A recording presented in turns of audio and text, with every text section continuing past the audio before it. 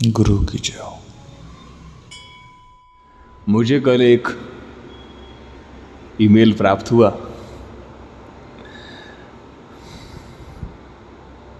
Email में 2 सवाल थे। पहला सवाल था, प्रभु मैं प्रेम करना चाहता हूं, और दूसरा सवाल था, मुझे प्रेम से डर लगता है। तुम पहले ये तय कर लो कि तुम प्रेम करना चाहते हो या प्रेम से डरना चाहते हो, क्योंकि ये मुमकिन ही नहीं है कि तुम बीज को मिट्टी में दबा दो और उससे कहो कि पेड़ तो बनना है तुम्हें, पर मुझे पेड़ से डर लगता है। आप समझ रहे हैं मैं क्या कह रहा हूं? प्रेम से डरने की जरूरत ही नहीं है। प्रेम डर का कारण है ही नहीं, जीवन का आधार है, तुम्हारी प्रार्थना का आधार है, जिसकी मैं बात करता हूं। मैं तुमसे हमेशा यही कहूंगा, प्रार्थना सीख लो। और एक दफा तुम जो प्रार्थना सीख गए तो फिर ध्यान, प्रेम, प्रभु, मालिक सब तुम्हारे हैं। हर एक धर्म में, हर एक समुदाय में प्रार्थना करना ही तो सिखाया गया है। हर कोई तुम्हें प्रार्थना करना ही तो सिखा रहा है। हाँ, वो बात अलग है कि तुम कुछ और सीख रहे हो। तुम भ्रष्टाचार सीख रहे हो, तुम सीख रहे हो मंदिरों में दान देना, तुम सीख रहे हो मंदिरों में सेवा करना। उन सबका जो मुख्य बिंदु है वो प्रार्थना है, कि किसी भी तरह से तुम्हें प्रार्थना में लगाया जाए। पर तुम भय को भगाने का तरीका समझ बैठे, तुम प्रलोभन समझ बैठे प्रार्थना को। प्रार्थना सीखना ही एक कला है, और ये कला सीख पाओगे जब तुम प्रेम कर पाओगे।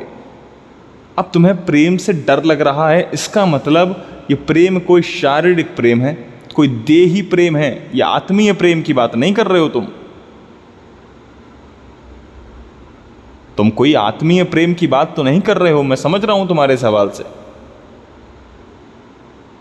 तुमने नाम छुपाने को कहा है, सो मैं नाम छुपा कर बात कर रहा हूं, लेकिन तुम जानते हो कि यह तुम्हारे लिए है। तुम जिस प्रेम की बात कर रहे हो वो आत्मीय प्रेम नहीं है। तुम किसी शारीरिक प्रेम की बात कर रहे हो, तुम सेक्स की बात कर रहे हो। तुम कह रहे हो कि मैं सेक्स करना तो चाहता हूं, पर मुझे सेक्स से होने वाले चीजें, उससे डर लग रहा है। अब तुम सेक्स तो कह ना सकोगे, तो तुम उसे प्रेम कह रहे हो। क्योंकि जब भी हम 2 लोगों को देखते हैं, किसी जोड़े को देखते हैं, उनका प्रेम संभोग पर आ जाता है। तुमको प्रेम की परिभाषा बदलना पड़ेगी। प्रेम किसी और से नहीं होता है, प्रेम खुद से होता है। और जब तुम खुद से प्रेम करते हो तो तुम्हारे अंदर से जो ऊर्जा निकलती है, उसे देखकर कोई शख्स तुम्हारे करीब आता है, तुमसे प्रेम सीखता है, और फिर उसके अंदर प्रेम जागृत होता है। 2 लोग जब प्रेम में होते हैं तो वो एक दूसरे से प्रेम नहीं करते हैं, उनके अंदर जो प्रेम होता है वो एनर्जियाँ, वो ऊर्जा समान होती है। इसीलिए हम कहते हैं 2 लोग प्रेम में हैं, वो प्रेम खुद से ही कर रहे होते हैं। तो आज मैं तुम्हें कहता हूँ, प्रेम सीखो, लेकिन उससे पहले प्रार्थना सीखो। प्रेम तुम पौधों से भी कर सकते हो, प्रेम तुम कपड़ों से भी कर सकते हो, प्रेम तो तुम हवाओं से कर सकते हो, अपने घर के किसी पत्थर, मूर्ति, दरवाजे, खिड़की, पंखे, तकिया, बिस्तर, किसी से भी कर सकते हो। तुमको किसी इंसान की ज़रूरत नहीं है प्रेम करने के लिए। और अगर प्रेम की शुरुआत चाहते हो तो सबसे पहले मेरी एक बात मानो, एक काम करो, अपनी सांसों से प्रेम करना शुरू करो। थोड़ा अपनी सांसों पर ध्यान दो, देखो अपनी सांसों को कि कितनी कीमती है ये, कितनी महत्वपूर्ण है तुम्हारे लिए। तुम्हारे जीवन का आधार है ये सांसें। तुमने कभी बोला है धन्यवाद अपने सांसों को? तुमने कभी कहा है कि धन्यभागी हूँ मैं कि सांसें मिली हैं मुझे? कभी नहीं कहा तुमने। पर कोशिश करो कि आज से ही तुम अपनी सांसों को धन्यवाद देना शुरू करो। तुम्हारे जीवन में प्रेम अपने आप ही घटना शुरू हो जाएगा। प्रेम के लिए तुम्हें कोई मेहनत करना ही नहीं है, प्रेम के लिए तुम्हें कुछ कहना ही नहीं है, प्रेम तुम्हें करना ही नहीं है।